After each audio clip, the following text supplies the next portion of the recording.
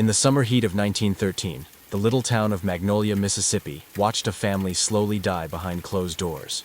The Caraways, once respected, church-going, and known for their hospitality, began to wither one by one, their faces pale, their lips blue, their eyes glassy with confusion. By autumn, not a single one remained alive, yet no one ever saw them buried. Locals called it the House of Poison, a place where even the air felt sick. And though a century has passed, the Caraway home still stands, untouched, unsold, and whispered to still smell faintly of sweet almonds and rot. In 1913, Magnolia, Mississippi was the kind of place where nothing ever changed, where church bells marked time and gossip filled the air thicker than the summer heat. The Caraways were pillars of that still world. Their white-columned house stood at the edge of town, wrapped in climbing roses and the faint perfume of magnolia blossoms. To the townsfolk, Thomas Caraway was the perfect Southern gentleman, calm, educated, and generous. His small pharmacy sat across from the courthouse, where he mixed medicines by hand, his reputation spotless. His wife, Evelyn, was grace personified, always dressed in ivory lace and pearl earrings, her dark hair tied back with precision. They had 4 children, each well-mannered and neatly dressed, the picture of post-war Southern virtue. But behind that polished image, something unseen had begun to fester. The Caraways stopped attending Sunday service that spring. Their curtains stayed drawn long after morning light. The mailman, who once exchanged polite words with Evelyn, began to notice strange odors seeping from the kitchen. Something sweet, almost chemical. And then, Clara Caraway, the youngest, fell ill. The town doctor, Josiah Kent, wrote in his log that she had symptoms of stomach fever. But when he visited again the next day, her condition had worsened dramatically. Her skin was pale as paper, her pulse weak, and her lips carried a faint blue tint that no one could explain. Days later, Thomas himself was struck by the same mysterious sickness. He stopped appearing at his pharmacy. The shop remained closed. A note pinned to the door that read, "Family unwell, pray for us." By the end of June, 2 of the Caraway children were confined to their beds, their bodies wasting away despite the best tonics and prayers Magnolia could offer. The whispers began then, quiet, cautious, but spreading like fire through dry grass. Neighbors swore they saw Evelyn at night, walking the veranda with a lantern, her white dress glowing faintly in the dark. Others claimed to hear soft humming from the house, like a lullaby drifting on the wind. Some said it was the voice of a mother praying for mercy. Others believed it was something else, something that didn't belong to the living. When Dr. Kent examined the family again, he noticed a strange pattern. The symptoms appeared only after supper. He questioned Evelyn gently, asking what they'd eaten, but she dismissed him with a polite smile. "Our meals are blessed, doctor. The sickness is in the air, not the food." Yet the more he pressed, the colder her answers became. He described her gaze as distant, like someone looking past the world entirely. By midsummer, Clara was dead. The funeral was small, private, and oddly quiet for a family once known for lavish gatherings. Within a week, another child followed. People began to wonder if the Caraway home was cursed, but those who knew medicine, or human nature, suspected something far more deliberate. When Dr. Josiah Kent received the telegram that Thomas Caraway had taken ill again, barely a week after his daughter's funeral, he knew something was terribly wrong. He had treated fevers, plagues, and infections during his years in Mississippi, but nothing like this. The symptoms made no sense. Each patient's decline began the same way: fatigue, nausea, violent cramps, then the slow discoloration of the lips and fingernails, a blue-gray pallor that spoke of suffocation without struggle. When he arrived at the Caraway home that humid July afternoon, the air inside was heavy, sour, laced with the faint scent of bitter almonds. It clung to the drapes, the carpets, even the porcelain teacups left cooling on the sideboard. Evelyn met him at the door with her usual calm. Her white dress was spotless, her hands folded neatly in front of her, as if nothing inside the house was wrong. Dr. Kent's medical instincts told him to leave, but his conscience wouldn't allow it. He examined Thomas, who lay trembling in the upstairs bedroom. His pulse was faint, his breath shallow, his pupils strangely dilated. The doctor noted the man's fingertips had begun to darken. He asked Evelyn if her husband had ingested anything unusual, tonics, herbs, or home remedies, but she merely shook her head. "He eats what we all eat," she said, her tone flat and unwavering. "And yet I remain." That phrase haunted Dr. Kent for days. He requested water samples from the Caraway well and sent a sealed bottle of the family's food to Jackson for testing, paying for it himself. When he returned to collect further samples, Evelyn refused to open the door. Through the keyhole, he swore he could hear the faint sound of coughing, then laughter. As news spread that Dr. Kent suspected poisoning, Magnolia's gossip machine spun itself into a frenzy. Neighbors whispered that perhaps the pharmacist had mixed the wrong compounds, that Thomas was paying the price for his own mistake.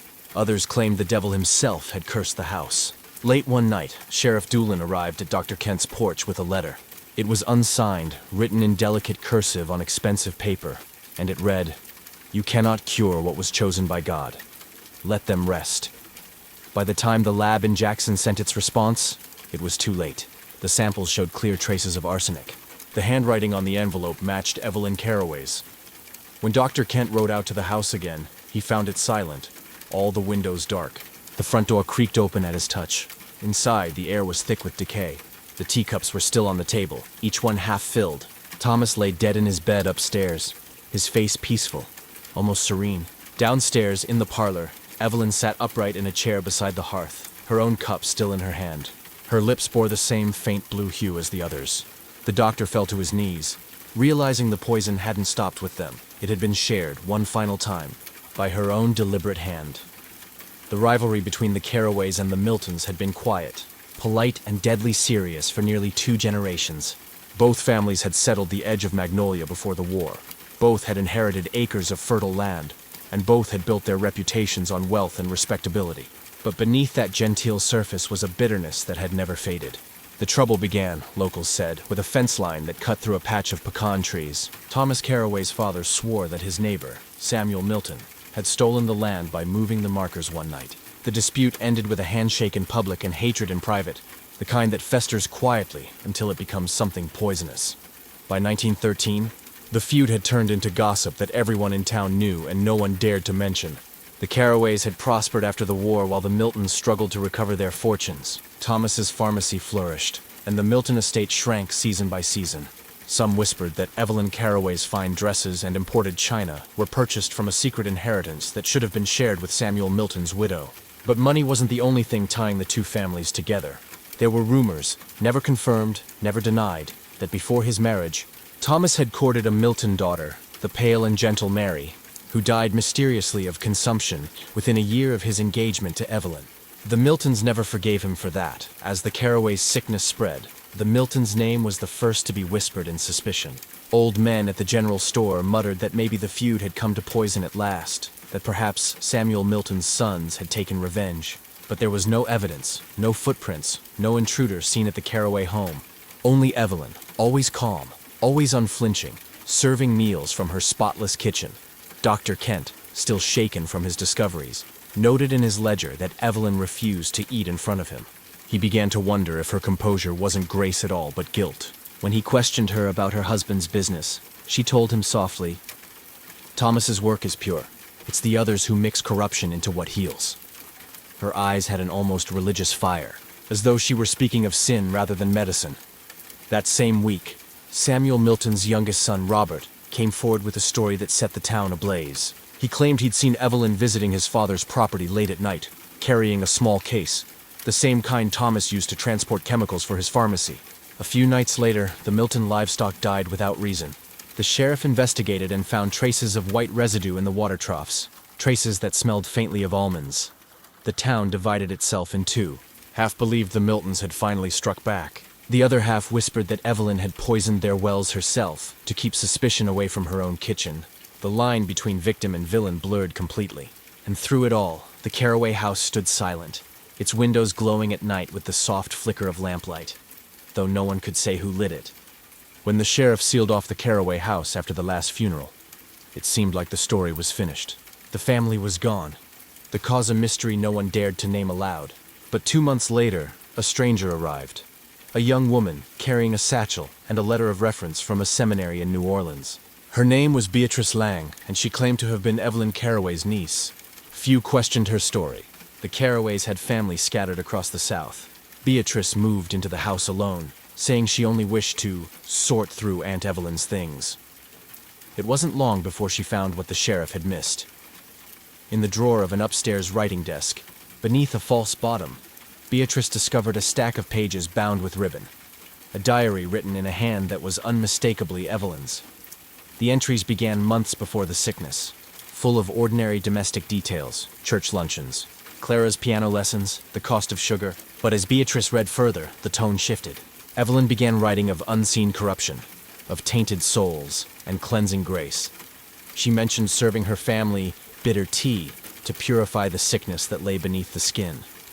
The entries grew frantic, the handwriting jagged and uneven. One line chilled Beatrice most of all. "The youngest shall go first, for her blood is most easily redeemed." Shaken, she turned the diary over to Dr. Kent, who had never stopped questioning the official story. He pored over the pages by lamplight, his heart sinking with each line. The handwriting showed signs of delirium and paranoia, classic symptoms of mercury poisoning, possibly from years of handling pharmaceutical compounds. It dawned on him that Evelyn might have been as much a victim of her environment as her family was of her actions. Yet that didn't make her words any less horrifying. In the final pages, Evelyn described a dream that had come to her night after night, her children lying in white beds surrounded by light, their faces peaceful and unmarked. "They smile when I pour the tea," she wrote, "for they know I am saving them from decay." The last entry ended abruptly with the words, "He is calling me to join them now. The cup is ready." Beatrice's discovery confirmed what the town had only whispered, that the poison had come not from enemies or accidents, but from within the family itself. Still, the diary raised as many questions as it answered. How had Evelyn acquired so much arsenic without suspicion? And why had she waited until that particular summer to begin her so-called cleansing? When the sheriff returned to the Caraway property to collect the diary as evidence, Beatrice was gone. Her belongings remained untouched, her bed neatly made. A teacup sat on the nightstand, half full. The scent of almonds lingered faintly in the air. Some say she fled, horrified by what she'd uncovered. Others believe she read one page too many, and joined her family in the silence of that poisoned house. Evelyn Caraway's transformation from devoted wife to silent executioner did not happen overnight. It unfolded slowly, like a sickness of the mind that took root long before the first cup of poisoned tea. According to those who had known her in her youth, Evelyn was a woman bound by duty and expectation, raised to believe that purity was next to godliness, and that a woman's worth was measured by how still she could hold her pain. Her father, a stern preacher from Natchez, preached endlessly about sin, and her mother had died of melancholia when Evelyn was just 16. Those who remembered her said she was fragile, yes, but also possessed of a strange calm, as if she had long ago decided the world could not touch her. After her marriage to Thomas, she became the perfect Southern matron, gracious, obedient, elegant. Yet behind the polite smiles and church gatherings, something inside her began to curdle. Thomas's pharmacy prospered, but it also brought chemicals, powders, and tinctures into the Caraway home. Arsenic for pest control, mercury for ointments, cyanide for compounds. In that time, poisons were as common as flour, and Evelyn, who often helped her husband in small tasks, had access to them all. Over the years, she became familiar with their smells, their textures, even their subtle beauty. She once told a neighbor that the sweet scent of almonds reminded her of heaven. By 1913, something in her mind had fractured. The diary revealed her growing obsession with purity, a belief that her family's souls had been infected by moral decay, possibly by the Caraway-Milton feud or Thomas's rumored indiscretions. She began fasting, praying through the night, and writing about cleansing fires and heavenly peace. Dr. Kent later theorized that she was suffering from erethism, a form of mercury poisoning that could cause paranoia, trembling, and religious mania. But in her own words, Evelyn believed she was carrying out God's will. "They are ill of spirit," she wrote, "and He has chosen me to lead them to grace." Neighbors noticed her change but dismissed it as grief or exhaustion. She stopped speaking to friends, kept her children close, and refused visitors. When the family's sickness began, Evelyn's composure seemed saintly to outsiders. She cared for the dying with a patience that bordered on holy devotion, feeding them spoonfuls of broth, wiping their brows, whispering prayers. No one saw the madness hidden behind her serenity, the certainty that she was saving them through death. In the days before her final act, Evelyn prepared a large pot of tea, brewed with crushed leaves laced with arsenic trioxide. She poured it into porcelain cups, each marked with a delicate gold rim. Her diary suggests she drank last, believing she would join them in the great cleansing. When her body was found, her expression was not one of pain, but of quiet satisfaction. To her, it was not murder, it was mercy. In her mind, she had delivered her family from the corruption of a world she could no longer bear to live in. When investigators entered the Caraway home weeks after the tragedy, the air itself seemed to resist them, heavy with decay and a faint medicinal sweetness that clung to the wallpaper. The house was still intact, preserved as though time had stopped the moment Evelyn's heart did. Every object carried a strange kind of symmetry. Cups neatly arranged on the kitchen table, beds turned down as if awaiting occupants, the clock in the parlor frozen at 3:47. Even the family portraits hung perfectly straight, their eyes seeming to follow the intruders who dared disturb the silence. The sheriff at the time, Amos Ridley, later wrote that he had never seen a place so quiet that it screamed. On the kitchen counter, they found the remnants of the poisoned tea, porcelain cups stained faintly yellow, and a glass jar labeled insect powder, half empty. In Evelyn's diary, open on the dining table, the final page read, "All is clean now. He will forgive me, for I have done his will." Investigators counted 7 bodies in total. Thomas, Evelyn, their 4 children, and Thomas's elderly aunt who had lived with them. Each was found in bed, hands folded, eyes closed, as though prepared for sleep. There were no signs of struggle. To the townspeople, it seemed as if the family had simply chosen to vanish together from the world. Word spread quickly across Mississippi, transforming the Caraway tragedy into both horror and spectacle. Reporters from as far as New Orleans descended upon the small town, their articles filled with poetic dread. The house of poison, the widow who slept with the dead, the family that never left. Crowds gathered at the edge of the property, some crossing themselves, others whispering about ghosts that wandered the halls at night. In a time steeped in superstition and spiritualism, people believed the Caraways were not truly gone, that their souls lingered, bound by guilt and unfinished purpose. When the house was sold years later, no one stayed long. Tenants complained of footsteps in the hall, of faint voices reciting scripture in the dead of night. One woman claimed she awoke to see a pale figure standing over her bed, lips moving silently, as if repeating a prayer. Another tenant fled after finding a cup of tea placed on her nightstand each morning, though she lived alone. The Caraway home soon gained infamy as one of Mississippi's most cursed dwellings. By the 1950s, it had been abandoned entirely, swallowed by ivy and silence. Those who've entered since describe the house as eerily preserved, the wallpaper still patterned with faded violets, the air faintly perfumed with something metallic and sweet. The diary remains in a glass case at the county museum, its ink browned and brittle, still turned to that final message. Scholars and historians have tried to understand Evelyn's madness, to dissect it through science, faith, or psychology, but none have fully explained the cold serenity in her handwriting, nor the peace on the faces of the dead who followed her. As decades passed, the Caraway house became a local legend, a monument of dread and fascination that children dared each other to enter after dark. The building, long abandoned, seemed to breathe on its own. The floorboards creaked under invisible footsteps, and the tall windows reflected candlelight where there should have been only darkness. Locals claimed that on certain autumn nights, faint piano music could be heard drifting from the parlor, though the piano itself had long been removed. Travelers spoke of seeing figures moving behind lace curtains, even when the house had no electricity. The place had become both a cautionary tale and a shrine to madness. By the 1970s, a small wave of paranormal investigators began arriving from out of state. One team from New Orleans recorded fluctuating electromagnetic readings throughout the home, particularly near the dining room table, the very spot where the tea had been served. Another group captured what they described as anomalous whispers, faintly audible in playback. A woman's voice repeating a single line, "It is finished." Whether those words were genuine or simply the product of eager imaginations didn't matter. The legend had taken root too deeply. Every new story, every photograph of flickering light or shadowed silhouette, added another layer to the myth of the Caraway family.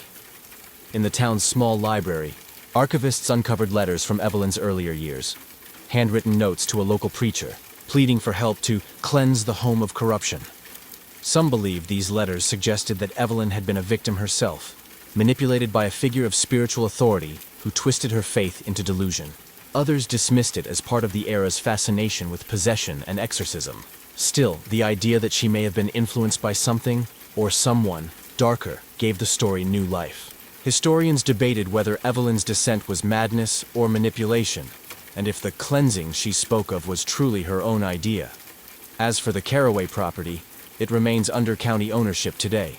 The front porch has collapsed, and ivy crawls up the walls like veins of the earth reclaiming what was once human. The front gate still bears the family name, its ironwork rusted but legible. A wooden sign now warns trespassers to keep out. But that has never stopped those seeking proof of the supernatural. Photographers, ghost hunters, and even true crime enthusiasts continue to visit, leaving offerings on the steps, candles, rosaries, or children's toys, as if paying homage to the spirits said to linger inside. To this day, no one has lived there longer than a week. Each visitor describes a distinct unease, the feeling of being watched, of air that grows colder near the staircase, of faint weeping that seems to echo through the walls. Some claim the smell of almonds still hangs in the parlor, the same scent of poison that ended the Carraways' lives. Whether that scent is real or imagined, no one can say, but all who leave the house agree on one thing: something inside never left. If walls could whisper, what would the Carraway house confess?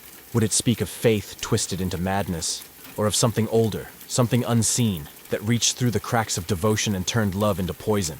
Somewhere in that quiet Mississippi home, a family's last supper still echoes, the clink of teacups, the hush before surrender, the prayer whispered into the dark.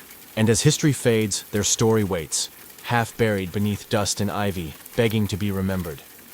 If stories like this make you wonder what truths lie behind forgotten doors, then don't just walk away. Stay with us, subscribe, and step deeper into the shadows where history and horror meet. Every week, we unearth another piece of the past that refuses to die. Another place where the air grows colder and the silence speaks louder than words. Tell us in the comments, was Evelyn Carraway a monster, or a victim of her own devotion? What do you believe lingered in that house long after the bodies were gone?